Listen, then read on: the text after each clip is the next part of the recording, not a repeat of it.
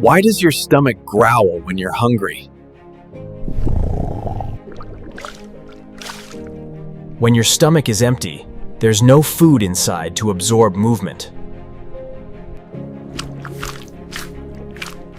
Your stomach and intestines start contracting to prepare for the next meal.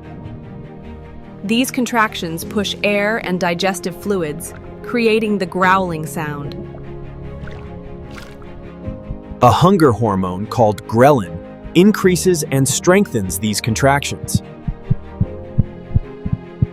Without food to muffle the sound, the noise becomes louder and easier to hear.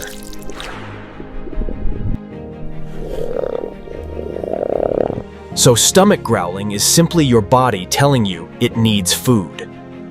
Subscribe for more.